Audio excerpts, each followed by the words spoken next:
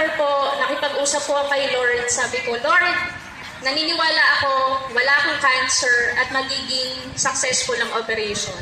Last October 25 po, 2025, nag-undergo po ako ng partial mastectomy.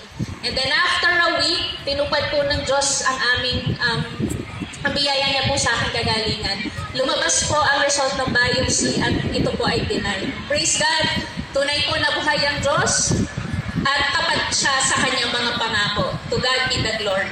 Thank you, Amen. Lord. Praise God. Purihin ng Panginoon. Amen. At ang susunod naman na nais pong mabahagi mula sa Dasmariñas City, Cavite. Pakinggan po natin si Sister Brenda Operiano. Purihin ng Diyos.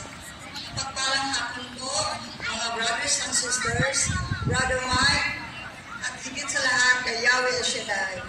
Ang ipagpapatuto ko po, ako po'y napakasakiting tao. Way back 1994, ako po'y nagkaroon ng sakit na leptospirosis. Salamat sa Diyos. Sabi ng kapitbahay ko, gusto bang sumama sa luneta? Ang sabi ko, pag makalakad ako kaya hindi ko mailakad yung kaliwa kong pa. Praise God, tunay po napakabuti itong gawain ng Diyos itong El Shaddai. Wala pang anniversary po sa gawain sa luneta. Nailakad ko na po ang kaliwa kong paa. Salamat po sa kagalingan. Pagdating ko po doon, binigyan ko ng prayer request. Ang sabi ng kapitbahay ko, sulat mo yung gusto mo, yung ibig mo. Ang sabi ko naman, pinagaling ako, ano pa bisulat ko nito? Ang kasama ko po, ang boyfriend ko ay naging asawa ko din. Salamat sa Diyos, ang boyfriend ko ay naging asawa ko. Salamat, Yahweh Shaddai. Ang pangalawang patuto ko po, ang Wibang 2009, ako po'y nagkaroon ng nervous breakdown.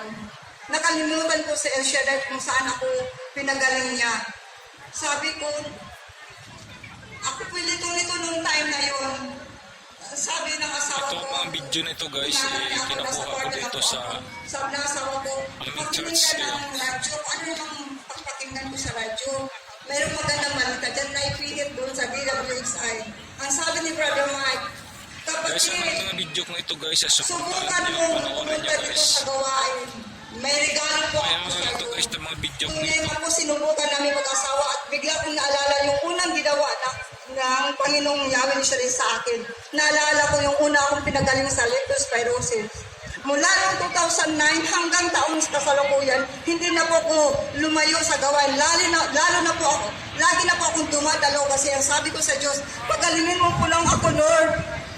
Pupunta ako dito sa gawain mo. Pinangako ko talaga. At tinugon naman po ako ng Diyos. Pinagaling po niya ako. At hindi lang yun, ang apat ko anak, pinagkalooban niya ng karunungan at kalaman nagmula sa kanya.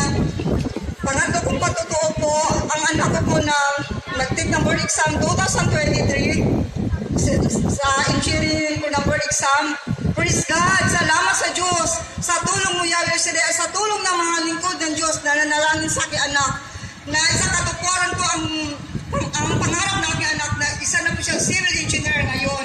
At kailan lang po, ang bunso ko anak ko ay nag-take ng board exam November 4 and 5. Praise the Lord!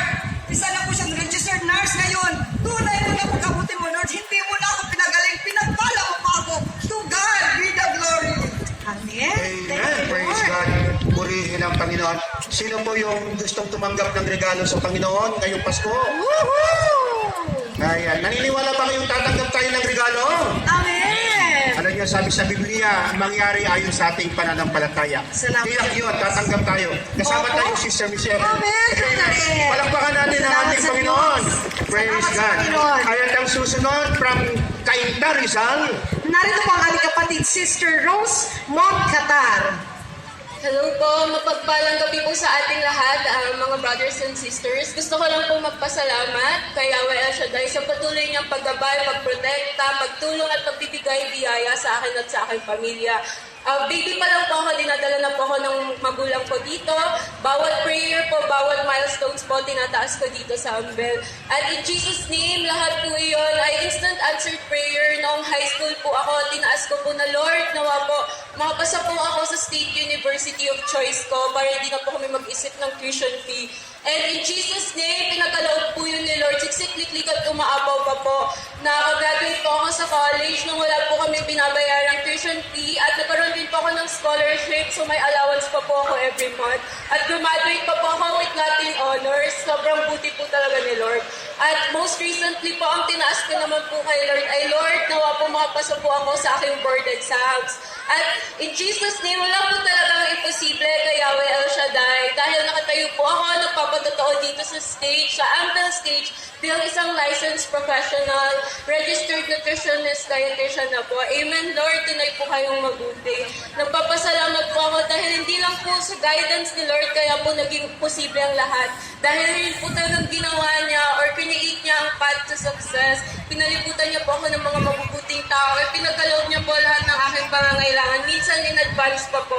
Hindi ko pa po need nandyan na. Tunay po kayong dakila, Lord. Purihin kay Yahweh El Shaddai. Maraming salamat po. Amen. Ito yung sinasabing rumaragas ang pagpapala, Sister Michelle. Amen, amen. Amen. Talaga naman, hindi lang pagpapala ng biyaya, kundi yung mga taong sa paligid ay ibinibigay ng Diyos na makatutulong sa Kanya. Salamat sa Diyos. Amen. We are highly favored. Amen. Praise God. Kaya iyak yun. No, lahat tayo nang narito. Meron tayong mga anghel na gagabay sa atin. Amen. Yes. Amen. Okay, so Amen. palakpakan natin ang ating Panginoon. Panginoon ng Diyos. At ang susunod, Sister Michelle from Las Piñas City. Pakinggan po natin si Sister Socorro Seva.